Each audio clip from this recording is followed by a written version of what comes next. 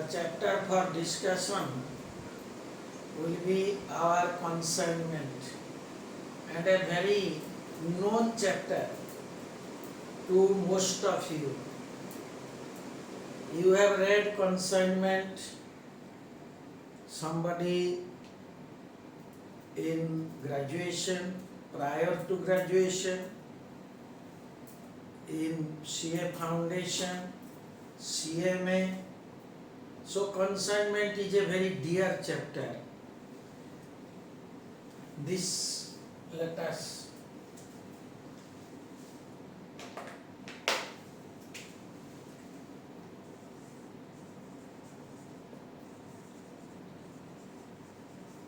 this is consignment accounting.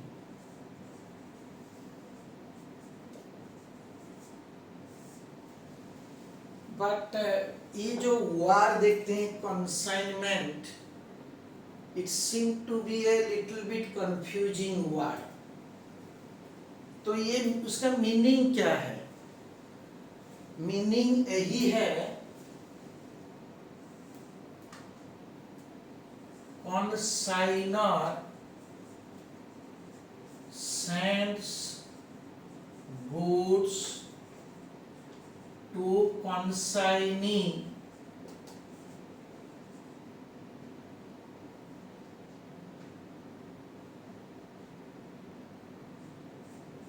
for sale by consignee.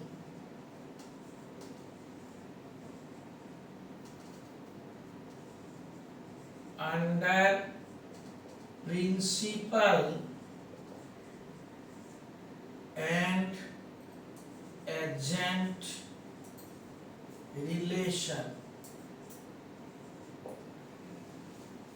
Consignment होता है क्या है ना, कंसाइनर जो गुड्स सेंड करते हैं और वो किसका पास सेंड करते हैं, कोई एजेंट का पास, और एजेंट ने ये गुड्स को सेल करेगा और एजेंट को कमीशन मिलेगा. इस तरह का एक अरेंजमेंट. कैसे? This is mister x. Mister x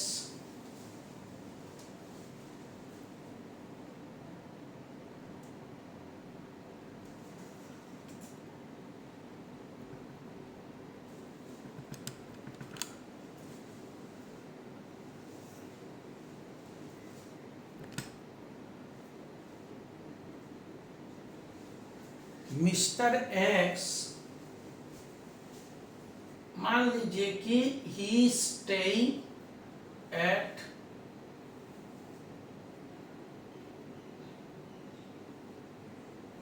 Cuttack.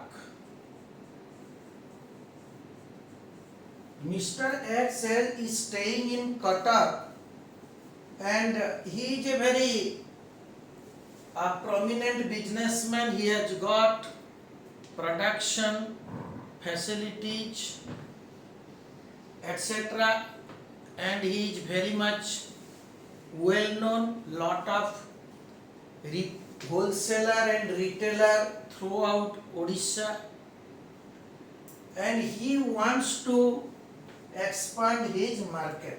So Odisha में ये popular है. He wants to expand his market in Kolkata. So what he will do, he will try to appoint an agent. He will appoint an agent, मान लीजिए कि Y in Kolkata, and Y X का काम होता है वो सामान भेजेगा Y का पास, और Y ये सामान को सेल करके जो भी कमीशन होगा Y को मिल जाएगा. अगर Y कोई एक्सपेंडिचर करते हैं X का बिहाफ से, क्योंकि माल तो X का ही है, ओनरशिप X का है, अगर Y कुछ एक्सपेंडिचर करेगा तो X उसको पेमेंट करेगा. यही है टर्म्स एंड कंडीशन। वाई को कमीशन मिलेगा और वाई कुछ एक्सपेंडिचर करेगा तो उसका अगेंस्ट में उसको पैसा मिल जाएगा, या वो सेल से वो अपना एक्सपेंडिचर काट के पैसा भेजेगा एक्स का पास। मैं इसका ऊपर आपको एक जानकारी देते हैं। Mister x of Cuttack, Cuttack railway station से थोड़ा दूर में उनका गोडाउन है। This is your Cuttack railway station. Cuttack railway station, थोड़ा दूर में उनका गोडाउन है। सो कलकत्ता गुड्स भेजने के लिए उसको रेलवे स्टेशन में गुड्स रेलवे स्टेशन पर उसको लाना है। सो उसमें क्या लगेगा ना, मिस्टर एक्स को कुछ फ्रेट लगेगा, जो ट्रक चार्जेस, कुली चार्जेस, जो भी एक्सपेंडिचर है उसको करना है। करने का बाद ये कटक रेलवे स्टेशन गुड्स पहुंचेगा।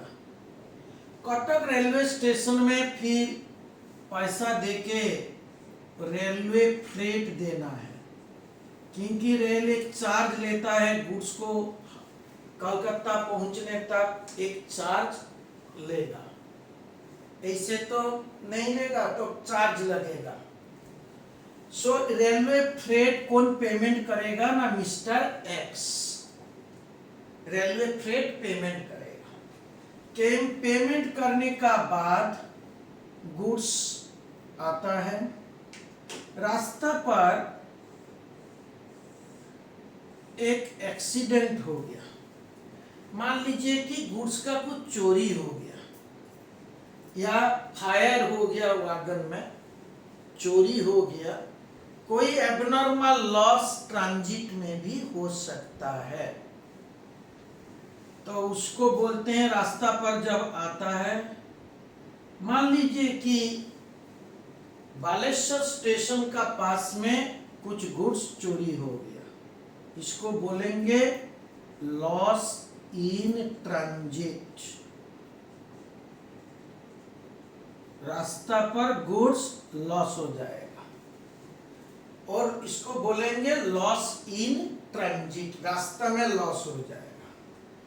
इस तरफ का लॉस, कोई फायर हो गया, कोई चोरी हो गया, तो ये को हम लोग बोलते हैं एबनॉर्मल लॉस।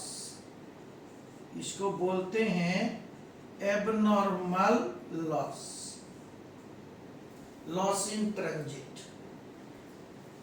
मान लीजिए कि ये 1000 आइटम्स भेजा है, वो रास्ता पर 50 आइटम्स लॉस हो गया, चोरी हो गया, तो कितना आइटम हावड़ा पहुंचेगा या कोलकाता पहुंचेगा? कितना item?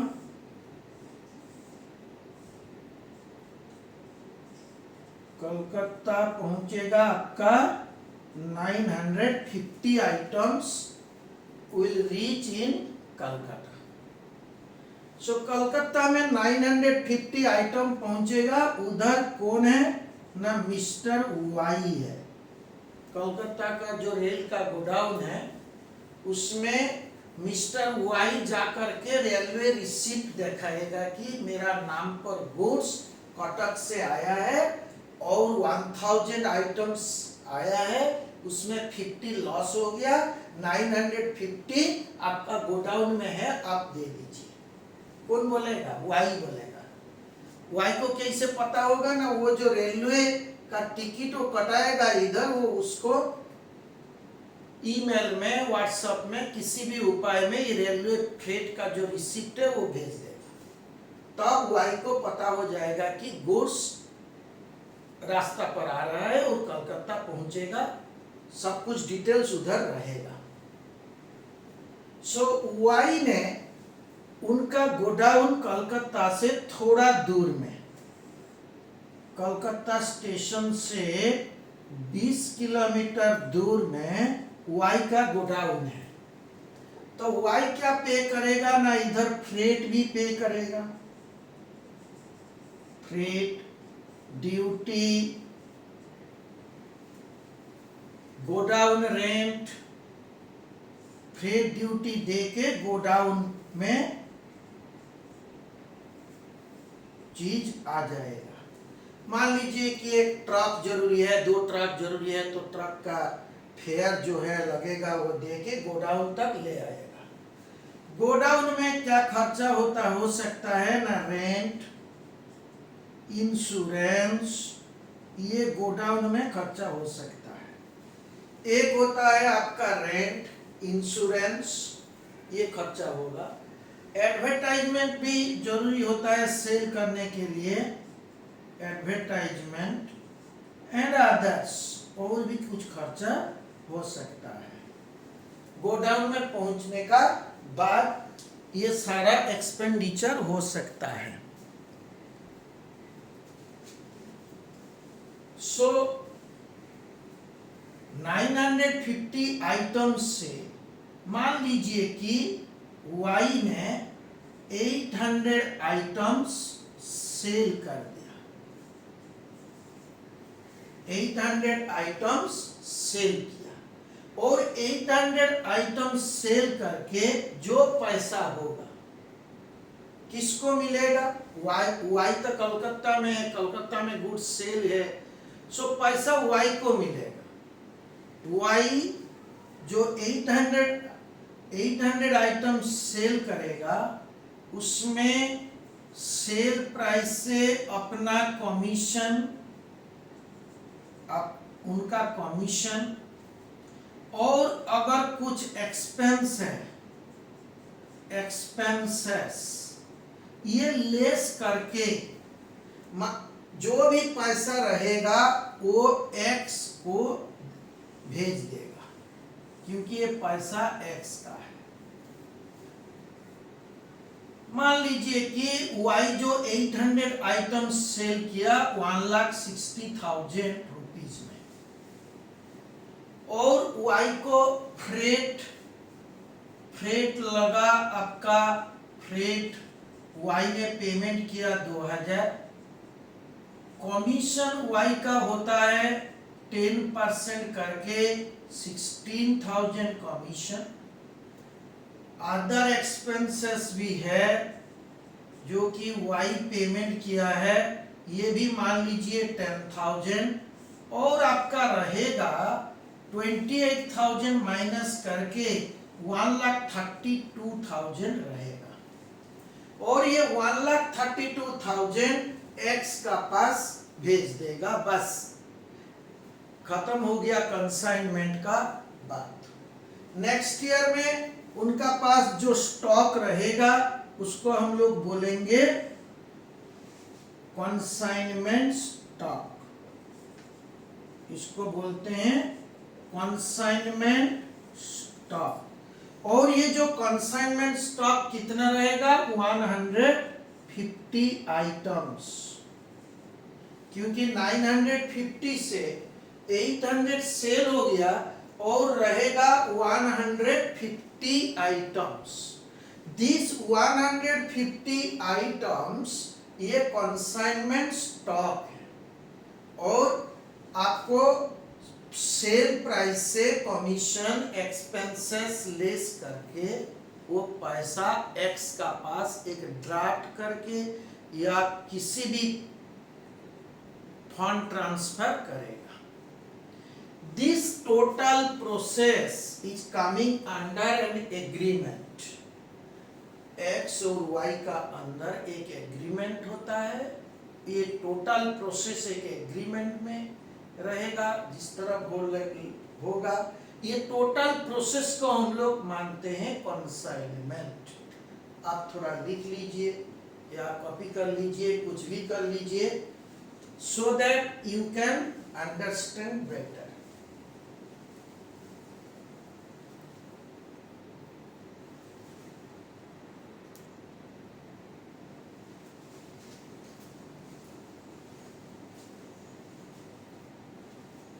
Now we are coming to what do you mean by the consignment बोल के definition क्या है।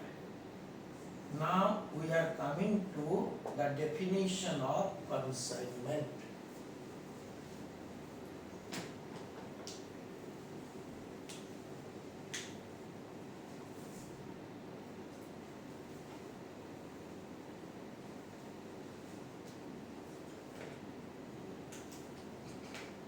So definition of consignment. Consignment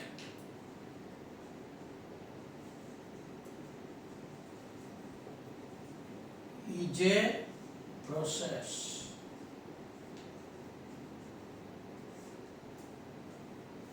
consignee, consignor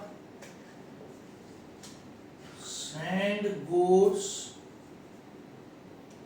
to consignee.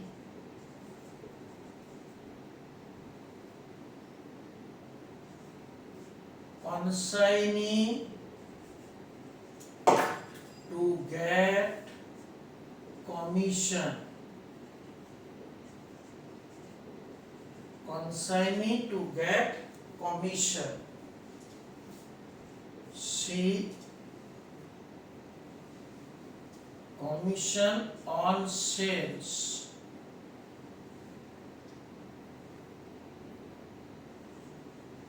Consignee acts in good faith on behalf of consignor.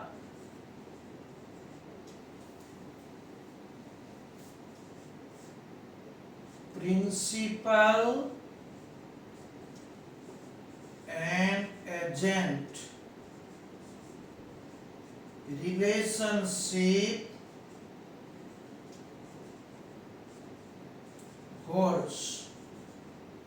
Principal and agent relationship holds.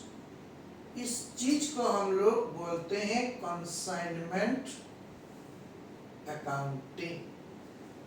Consignment is a process जहां consigner send goods to consignee. इधर लिख देते हैं हायर. Consignee to get commission on sales. Consignee acts in good faith on behalf of consigner. Consignee और consigner का अंदर एक प्रिंसिपल और agent relationship, mutual trust and confidence रहेगा.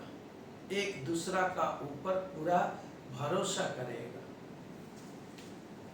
और principal and agent relationship holds and this total process is called consignment.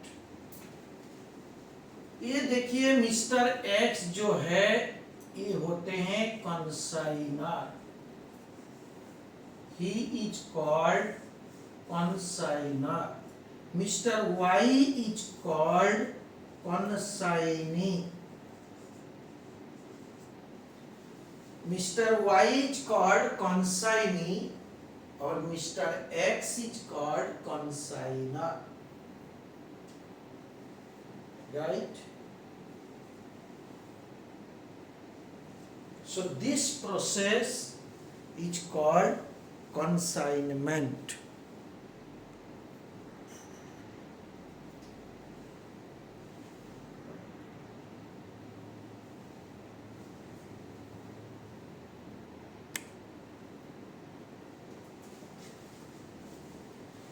Now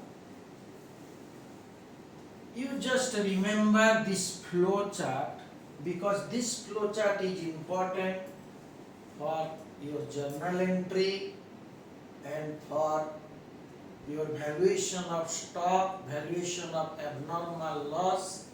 इसके लिए ये फॉर्मेट जो है, ये जो फ्लो चार्ट है, this is important.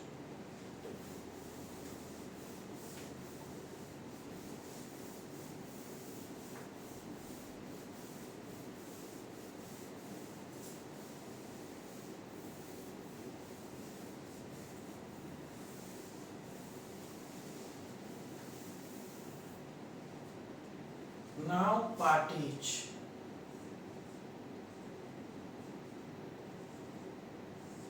Only two parties are mainly involved in the contract. Sometimes the insurance company become a third party who indemnify the loss. One is your principal, and he is also called as consignor. Principal is called as consignor.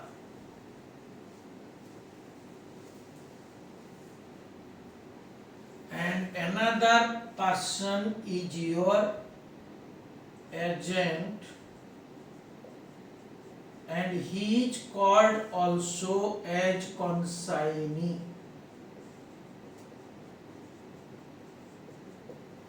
Sometimes we are asked to prepare your journal entry, etc. in the books of consignor and consignee separately.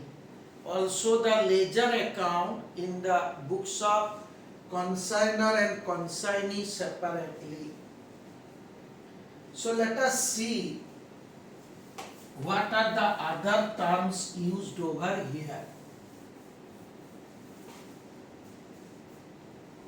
Let us see what are the system of accounting.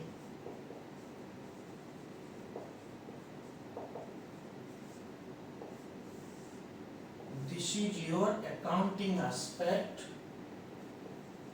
Books of consignor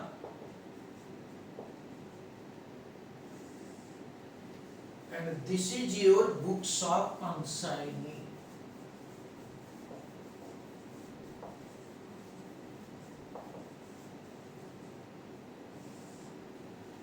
books of consignor में हम लोग जो journal करते हैं, laser तो करना ही है।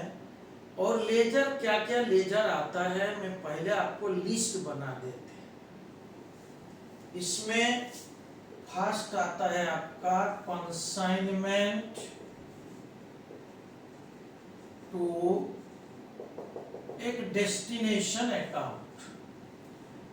अगर कोई कटक से गुड्स कलकत्ता भेजता है तो आपको लिखना है कंसाइनमेंट टू कोलकाता अकाउंट्स। अगर आप कलकत्ता से दिल्ली भेजते हैं तो आपको लिखना है कंसाइनमेंट टू दिल्ली अकाउंट। अगर आप दिल्ली से कश्मीर भेजते हैं तो कंसाइनमेंट टू कश्मीर आएगा। सो डेस्टिनेशन आता है, आपका नाम में डेस्टिनेशन रहेगा, जहां गुड्स जाएगा उसका डेस्टिनेशन रहेगा।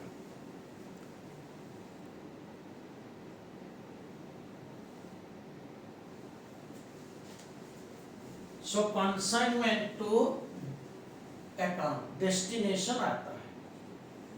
Second is your goods sent on consignment.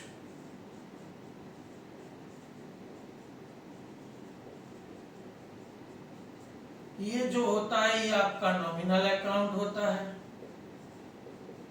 This is nominal account.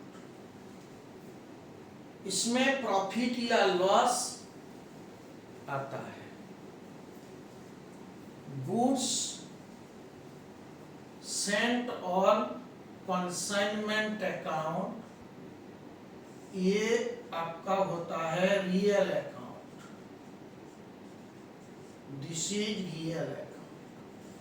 अगर consignor in the books of consignor we prepare the consignee account. अगर एक्स होता है कंसाइनर तो एक्स एक अकाउंट बनाएगा मिस्टर वाई अकाउंट। सो उसको हम बोलेंगे कंसाइनी अकाउंट। Consignee account. अगर नाम नहीं देगा तो आप कंसाइनी अकाउंट बनाइए। अगर कंसाइनी का नाम देता है तो आपको नाम लेना है कि वाई जेड जो भी है।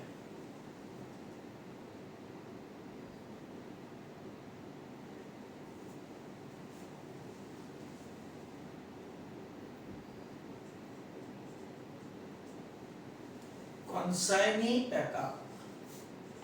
4 है आपका, अगर रास्ता पर लॉस होता है, गुड्स इन ट्रांजिट रहेगा, तब हमको abnormal loss in transit account बनाना है। अगर आपका एबनॉर्मल लॉस नहीं है तो ये तीनों अकाउंट सफिशिएंट। एबनॉर्मल लॉस नहीं है तो ये तीनों अकाउंट बनाने से हो जाएगा प्रॉब्लम। अगर एबनॉर्मल लॉस रहेगा तो हमको एक अकाउंट बनाना है, उसका नाम है loss in transit account. Loss in transit account और abnormal loss account. Abnormal loss account. So this is sometimes called abnormal loss, कभी कभी बोलते हैं loss in transit, but name is different but same. Then the last account we have to prepare, consignment PL।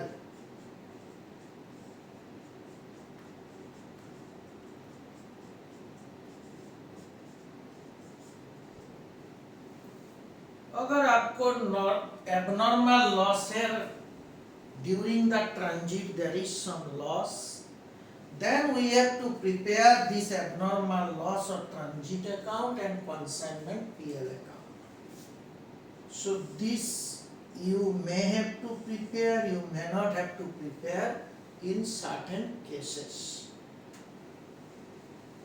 Then let us come to books of consignee. Consignee means agent. Agent का book में हम लोग बनाएंगे, suppose से mister Y is the agent, then he will prepare the accounts of mister X. So he will prepare consignor account, consignor account, then he will also prepare, ये आपका consignor account बनाएगा। जरूरी हो जाता है आपका consignment debtor account, consignment debtor account,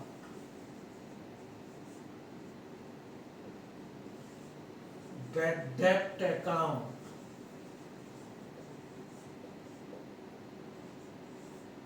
delicatory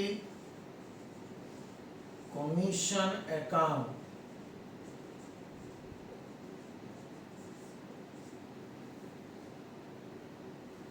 ये सारा अकाउंट, कॉन्साइनर अकाउंट तो हमेशा बनाना है, और consignment debtor, bad debt, del credere commission, general commission,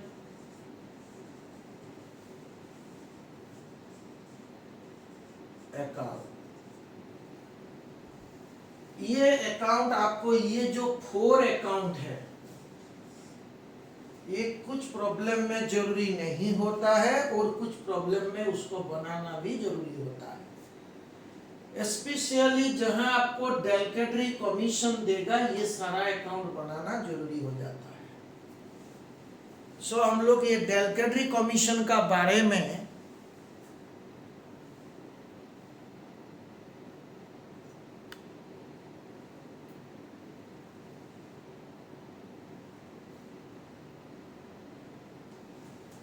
डेलिकेटरी commission का बारे में कुछ सीखना चाहते हैं। This is a Latin word, del credere commission. So commission का बारे में मैं आपको अभी बोलेंगे। ये सारा क्या क्या लेजर अकाउंट खुलना है, किसका बुक में क्या लेजर, ये बोल दिए। उसका बाद मैं आपको कमीशन, कितना टाइप का कमीशन हो सकता है, उसका बारे में आपको बोलेंगे। So let us discuss about commission.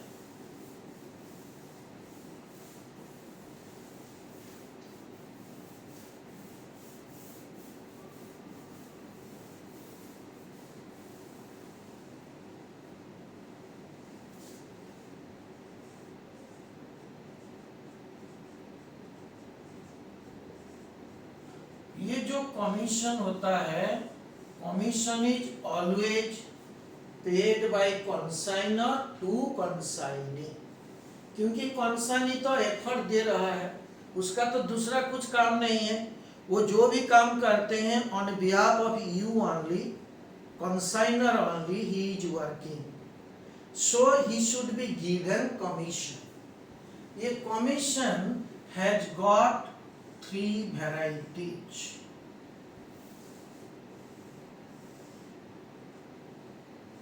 Commission has got 3 varieties. One is your general commission. General commission. ये जनरली आपका जो सेल होता है, परसेंटेज ऑन सेल्स, सेल्स का कोई परसेंटेज, सेल्स का ऊपर 5% 10% जो भी एज पर एग्रीमेंट जो कमीशन होगा वही दे के जनरल कमीशन कैलकुलेशन होता है। Then another one is your special commission. Special commission,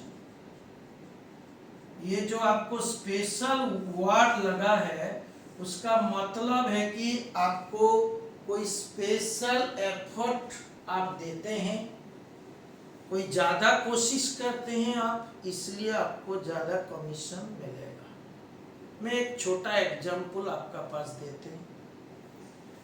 मान लीजिए कि कंसाइनर बोला है आपको 50 रुपीज करके इनवॉइस प्राइस, 50 रुपीज करके गुड्स को सेल करने के लिए। फिर भी एक कंडीशन बोला है, कंसाइनी अगर 50 रुपीज से ज्यादा कोई प्राइस में सेल करेगा, अबव 50 सेल करेगा, तब उसको कोई स्पेशल कमीशन मिलेगा। नॉर जनरल को छोड़ के, जनरल तो इसे मिलेगा क्योंकि आप 50 रुपीज मेरा सेल प्राइस है, आप उससे ज्यादा में सेल करते हैं, आप खूब कोशिश करते हैं, इसलिए मैं आपको एक एक्स्ट्रा कमीशन देना चाहता हूं, उसको बोलते हैं स्पेशल कमीशन। मान लीजिए कि इनवॉइस प्राइस आपका 50, सेल प्राइस 60 पर यूनिट, और ये कंडीशन है कि जो भी एक्सेस प्राइस में कंसाइनी सेल करेगा उसका 25% स्पेशल कमीशन हिसाब से कंसाइनी को मिल जाएगा। तो कितना ज्यादा प्राइस में सेल किया, 60 माइनस 50, 2 रुपीज 50 पैसा इधर आपका special commission, 25% of excess price beyond invoice price. Invoice price से जो ज्यादा प्राइस में सेल किया उसका 25% इधर आएगा स्पेशल कमीशन। ये जनरल कमीशन तो मिलता ही है, उसके छोड़ के फिर एक स्पेशल कमीशन है, और एक कमीशन है आपका, में बोलते हैं जो वाई है, जो कंसाइनी है, वो कलकत्ता में रहता है। कलकत्ता में जितना पार्टी को सेल किया वो वाई का जान पहचान है, एक्स को तो पता ही नहीं है, एक्स तो कटक में रहते हैं, उनको पता नहीं है कि कलकत्ता में किसको सेल हुआ, ये पता नहीं है। किसको सेल हुआ पता है कंसाइनमेंट डेटर से, अगर वो लोग पैसा नहीं देंगे क्या करेंगे कलकत्ता आके, मैं तो लोकल आदमी नहीं हूँ, और Y being a local people he is in a better position to recover the money. But ये गुड्स किसका है, गुड्स तो कंसाइनर का है। अगर कोई बैड डेप्ट हो जाएगा ये लॉस तो नॉर्मली आपका कंसाइनर का होगा, क्योंकि कंसाइनर ही मालिक है। अगर जो भी बैड डेप्ट होगा वो ओनर का ही बैड डेप्ट होगा, लॉस होगा। इसलिए बीच बीच में कंसाइनमेंट एग्रीमेंट में एक पार्ट रहता है। कंसाइनमेंट का जो एग्रीमेंट होता है एक क्लॉज रहता है, कंसाइनर कंसाइनी को और एक एक्स्ट्रा कमीशन देगा। इसको बोलते हैं डेलकेडरी कमीशन। ये डेलकेडरी कमीशन इसलिए देता है कि कोई बैड डेप्ट होने से, अगर कोई बैड डेप्ट होगा कलकत्ता में, तो ये रिस्क कंसाइनी का है। कंसाइनर को पूरा पैसा मिलना चाहिए। सो ये रिस्क लेने के लिए कंसाइनी को कंसाइनर एक एक्स्ट्रा कमीशन देता है बैड डेप्ट रिस्क के लिए। सो उसी कमीशन का नाम होता है आपका del credere commission. So this is डेलकेडरी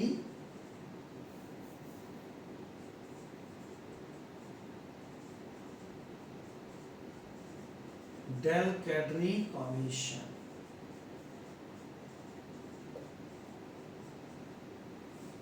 ये एक लैटिन वर्ड, ये देने का यही फायदा है कि कंसाइनर कोई बैड डेप्ट का रिस्क नहीं लेगा। अगर कोई बैड डेप्ट हो जाएगा तो ये कंसाइनी का लॉस होगा, कंसाइनर का नहीं। ये कब किसके लिए देते हैं? रिस्क ऑफ बैड डेप्ट। बैड डेप्ट का रिस्क के लिए एक कमीशन देता है।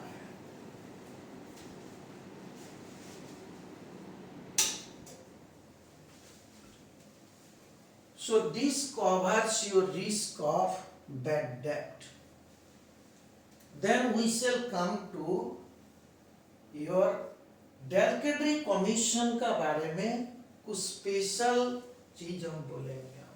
ये जनरल, स्पेशल, डेलकेडरी, बस ये तीनों कमीशन हो सकता है, इससे ज्यादा कुछ नहीं होता है। मैं एक छोटा एग्जाम्पल आपको देते हैं कि कल मिस्टर एक्स जो गुड्स भेजा था, वाई ने 1,60,000 का गुड्स सेल किया था। उसमें एक डेटर है जो कि 10,000 नहीं दिया है, ये आपका bad debt.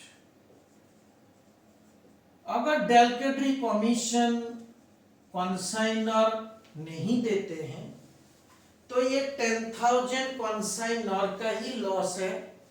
Consignee will send 1,50,000, डेलकेडरी commission नहीं देते हैं। अगर डेलकेडरी कमीशन देते हैं तो 1,60,000 आपको भेजेगा। डेलकेडरी कमीशन देने से कंसाइनर का कोई लॉस नहीं होगा। कंसाइनी विल सेंड पूरा 1,60,000, और जो लॉस हो जाएगा वो consignee will bear the loss, क्योंकि उनको एक स्पेशल एक्स्ट्रा कमीशन मिलता है, उसका नाम है डेलकेडरी कमीशन। ये आप देख लीजिए।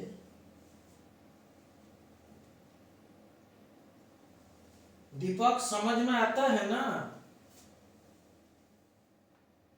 दीपक, सुजीत समझ में आता है?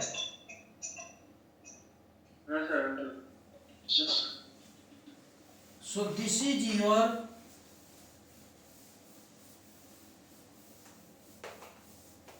then we are coming to your Delcadry commission.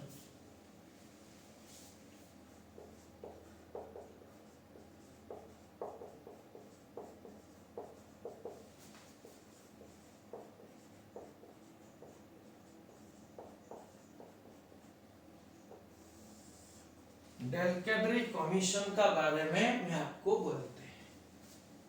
1 extra commission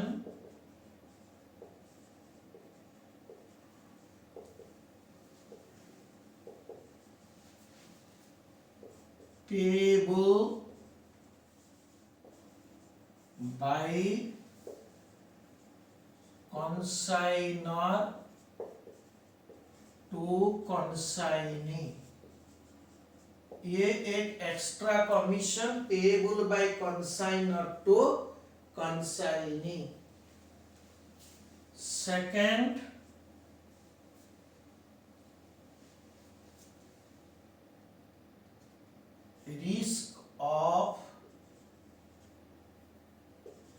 risk of bad debt lies with consignee। risk of bad debt is with consignee। जो भी बैड डेट का रिस्क होगा वो कंसाइनी का लॉस होगा। Consignor does not take the risk of bad debt loss.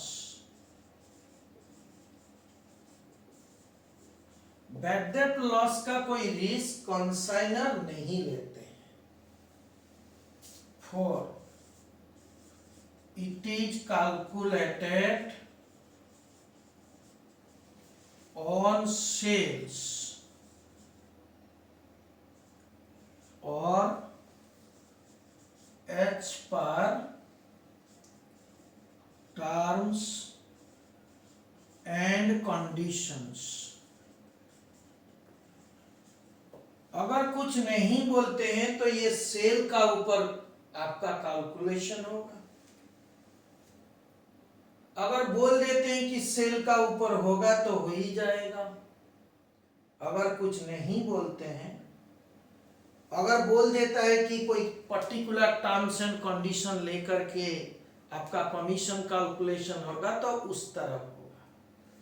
So we have to think, अगर कोई condition नहीं बोला है आपको तब सेल का ऊपर होगा। सेल का ऊपर होता है, कभी कभी क्रेडिट सेल का ऊपर भी ये होता है। मैं आपको एक एग्जांपल देते हैं इधर, तब अच्छा रहेगा। Mister Y consignee sold goods to me, sold goods rupees 1,60,000, but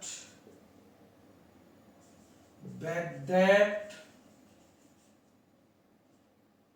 rupees 10,000 cannot be recovered। Mr. Y to get Delcadry commission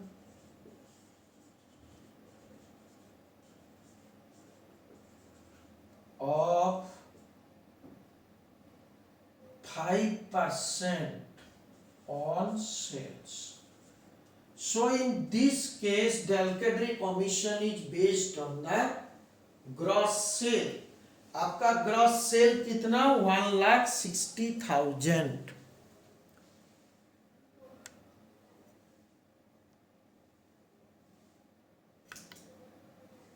gross cell आपका 1,60,000। सो 1,00,000 डेलकेड्री कमीशन तब कितना होगा?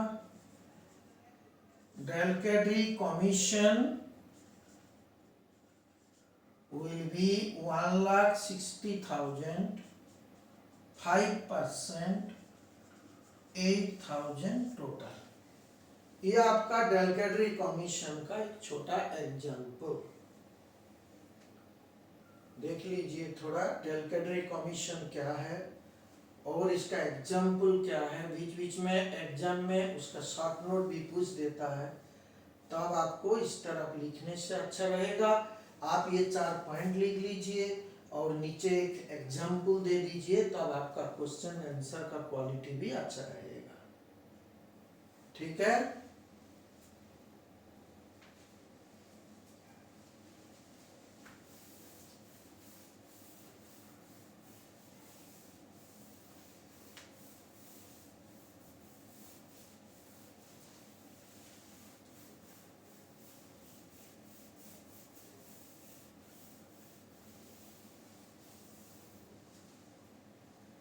Now we are coming to, जो भी गुड्स सेल हो जाता है तो हो ही जाता है। जो गुड्स आपका सेल नहीं है, वो गोडाउन में है, कंसाइनी का गोडाउन में है, उसको हम लोग बोलते हैं कंसाइनमेंट स्टॉक। ये वैल्यूएशन आपको कंसाइनमेंट में कितना प्रॉफिट है या लॉस है, उसको निकालने के लिए क्लोजिंग स्टॉक जरूरी होता है। जिस तरह ट्रेडिंग अकाउंट बनाने से आपको क्लोजिंग स्टॉक जरूरी है, तब आपको प्रॉफिट, ग्रॉस प्रॉफिट मिलेगा। कंसाइनमेंट स्टॉक निकालने से आपको कंसाइनमेंट में क्या प्रॉफिट है या लॉस है, ये आपको मिल जाएगा। सो इसलिए this valuation of closing stock, abnormal loss, ये इंपॉर्टेंट। मैं आपको एक छोटा एग्जांपल बोलते हैं, उसका बाद में आएंगे। मान लीजिए कि you purchase A rice 50 kg and आप 40 रुपीज करके 2000 रुपीज स्पेंड करके आप 50 kg राइस परचेस किए दुकान से। 50 kg को आप ऐसे कैरी करना डिफिकल्ट है। आपका मकान दुकान से भी, बाजार से भी 2-3 किलोमीटर दूर है, तो आप कोई रिक्शा फेयर, कोई फ्रेट देंगे, और आपका फ्लैट अगर ऊपर में होगा तो फिर उसको ऊपर ले जाने के लिए कोई कूली चार्ज भी लगेगा। सो फ्रेट, कूली चार्जेस, मान लीजिए कि आपको 100 रुपीज लगता है। 50 kg के लिए आपका रिक्शा फेयर या कुछ फ्रेट और कूली चार्जेस मिलाकर आपको 100 रुपीज लगता है। सो आपका सामान का दाम 2100 हो जाएगा। अभी ये 2000 नहीं है, अभी ये 40 नहीं है।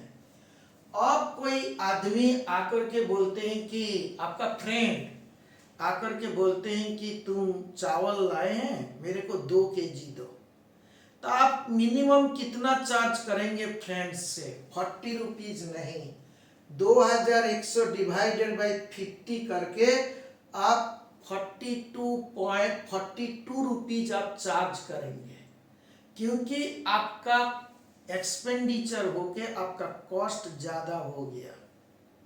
अगर आप 40 रुपीज चार्ज करेंगे तो आपको लॉस हो जाएगा। Even you cannot charge 40 from your best friend. ठीक है, this is the most important point in valuation. अगर मैं बोलते हैं कि अभी कॉस्ट पर केजी कितना है, तब आप देख लीजिए 2100 by 50 it comes to 42 rupees per KG. इससे आपको कम आप देख नहीं सकते हैं। दिस इज, इसलिए हमको क्लोजिंग स्टॉक का वैल्यूएशन, रास्ता में अगर लॉस हो जाएगा तो रास्ता में जो लॉस है उसका वैल्यूएशन, ये सारा वैल्यूएशन जरूरी है। सो ये सारा लॉस का वैल्यूएशन हम लोग अभी करेंगे।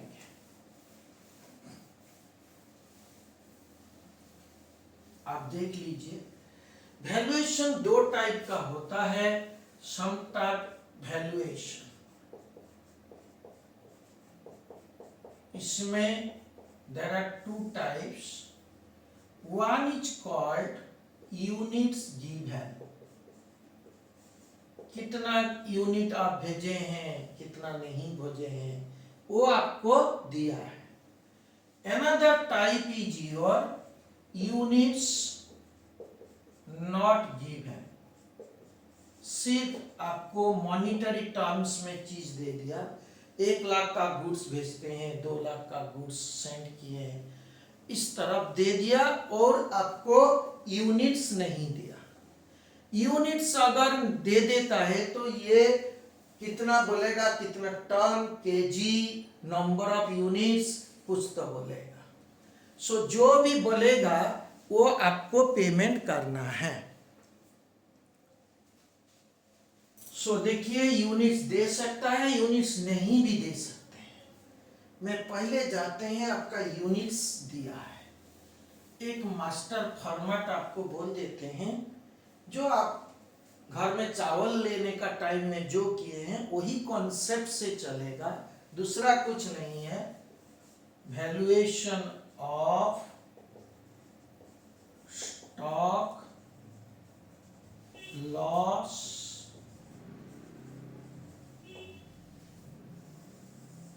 ये आपका दिस इज योर पार्टिकुलर, और जो यूनिट्स है इधर आ जाएगा, ये अमाउंट भी आपका इधर आ जाएगा, ये आपका पार्टिकुलर्स यूनिट्स अमाउंट। इसमें गुड्स सेंट जितना यूनिट बोलेगा, मान लीजिए कि 1000 kg वो बेचता है, और जो भी 40 रुपीज 50 रुपीज जो भी दाम इधर आ जाएगा, यूनिट्स आपको दे देगा। 1000 टन, 1000 kg, जो भी यूनिट तो किसी भी उपाय में हो सकता है, तो यूनिट दे देगा। और जो गुड्स बेचता है तो आप एक्सपेंडिचर जो करते हैं वो कंसाइनर है, स्टार्टिंग कंसाइनर में एक्सपेंडिचर। गुड्स पहुंचने का बाद, जब आपका एग्जाम्पल में दिए थे, कलकत्ता पहुंचने का बाद कंसाइनी एक्सपेंडिचर करेगा। तो पहले तो गुड्स सेंड करने के लिए फ्रेट लगेगा, ड्यूटी लगेगा, कुली चार्जेस लगेगा, रेलवे फ्रेट लगेगा, ये सारा चीज आप कंसाइनर पेमेंट करेगा। So plus consignor expenses. इसमें आप एक चीज याद रखिए, मैं ऑल लिख दिए, सारा एक्सपेंडिचर इधर आएगा। कंसाइनर का जो भी एक्सपेंडिचर है, total expenditure of consignor will come here. ठीक है, अभी गुड्स रास्ता पर कुछ लॉस हो गया, उसको हम लोग बोलेंगे आपका एबनॉर्मल लॉस इन ट्रांजिट। ऐसे भी सिर्फ आप बोल सकते हैं कि लॉस इन ट्रांजिट, ये भी बोल सकते हैं। मान लीजिए कि ये आपका ए, ये यूनिट बी, और जो लॉस हो गया ये आपका सी। सो कैसे लॉस मिलेगा आपको ना, A by B into C units, जो लॉस हो गया ये आपका सी, इतना का दाम इतना और सी का दाम कितना। मान लीजिए कि 1000 यूनिट का दाम 2,50,000, अगर 20 kg लॉस हो जाएगा तो 20 kg का दाम कितना, ये यूनिटरी मेथड। सो आप इधर लिख दीजिए, जितना लॉस हो गया वो तो गुड्स रास्ता में लॉस हो गया, वो नहीं जाएगा आपका कलकत्ता, सो माइनस करके इधर लिख दीजिए। और कलकत्ता पहुंचेगा, उधर कौन है ना, कंसाइनी। कंसाइनी कुछ खर्चा करेगा, इधर consignee expenses till goods reach godown. This is important. Goods godown पहुंचने तक जो भी एक्सपेंडिचर होगा कंसाइनी का, वो सारा एक्सपेंडिचर आएगा, दूसरा नहीं आएगा। गुड्स पहुंचने तक क्या एक्सपेंडिचर होता है, फ्रेट होता है, ऑक्ट्राई होता है, कोई ड्यूटी लगता है, कुली चार्जेस लगता है, ये सारा एडवर्टाइजमेंट बोलिए, रेंट बोलिए, इंश्योरेंस ऑफ गोडाउन बोलिए, ये सारा चीज नहीं आएगा क्योंकि वो गुड्स का पहुंचने का बाद एक्सपेंडिचर होता है। ये सारा एक्सपेंडिचर आएगा, ये गोडाउन पहुंचने का बाद जो भी एक्सपेंडिचर होगा ये आपका नहीं आएगा। सो अल्टीमेटली आप सोचिए कि ये सारा आता है, इसका तो पूरा एक्सपेंडिचर नहीं आते हैं। गोडाउन में पहुंचने तक ये भी गोडाउन में पहुंचने का तक जो एक्सपेंडिचर वही होता है क्योंकि वो सेल के लिए एक्सपेंडिचर नहीं करते हैं, वो गुड्स भेजने के लिए। इधर भी गोडाउन पहुंचने तक हम लोग एक्सपेंडिचर लेते हैं। गोडाउन का बाद जो एक्सपेंडिचर आपका होता है वो आपका रिकरिंग एक्सपेंडिचर, रेगुलर एक्सपेंडिचर, ये आपका स्टॉक वैल्यूएशन में नहीं आएगा। ऐसे कंसाइनमेंट अकाउंट में एक्सपेंडिचर हिसाब से उसको डेबिट होगा, बट ये आपका स्टॉक वैल्यूएशन में ये सारा चीज नहीं आएगा after the goods reach the godown. So ये पहुंचने का बाद आपका जितना यूनिट है ये हो जाएगा।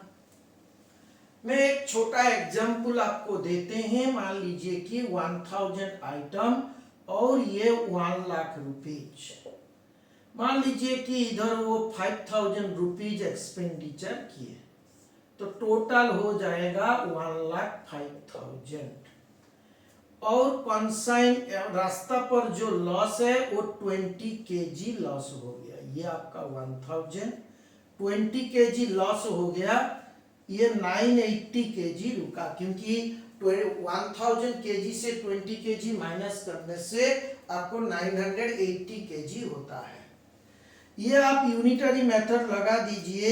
1,05,000 डिवीजन 1000 इंटू 20, ये आपका आएगा 2100।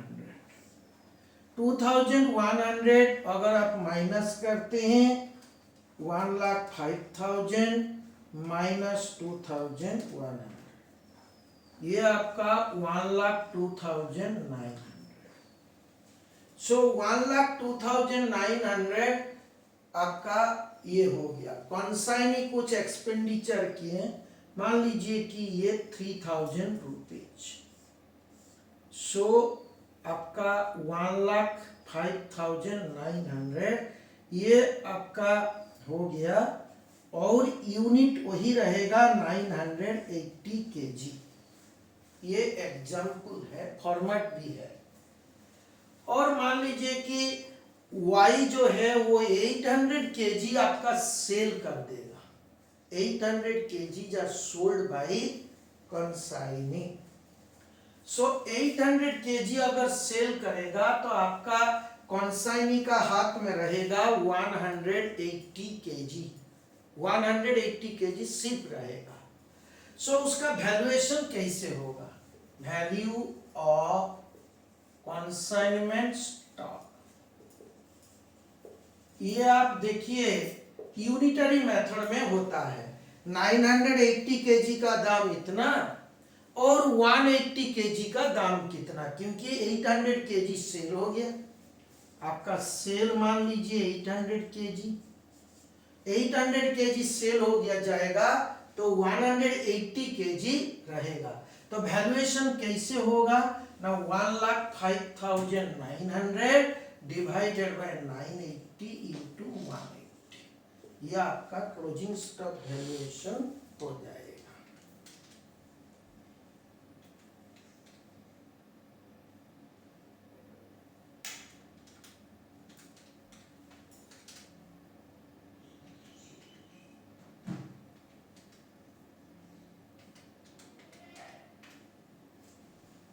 ये आपका आता है 19,451 रुपी is the value of closing stock.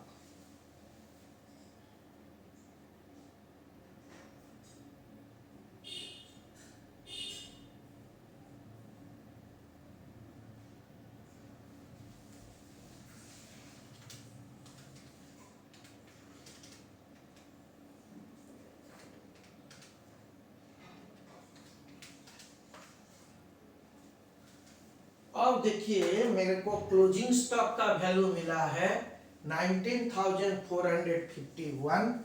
Abnormal loss of goods का वैल्यू भी हमको मिला है 2,100। सो ये दोनों मेरे को कंसाइनमेंट अकाउंट बनाने के लिए जरूरी है। अगर ये दोनों लेंगे तो मेरे को प्रॉफिट या लॉस कंसाइनमेंट में जो होगा ये हमको मिल जाएगा। सो this is important, that is valuation of stock. Now the other part is your valuation of stock when units are not given. आपको अगर यूनिट्स नहीं दिया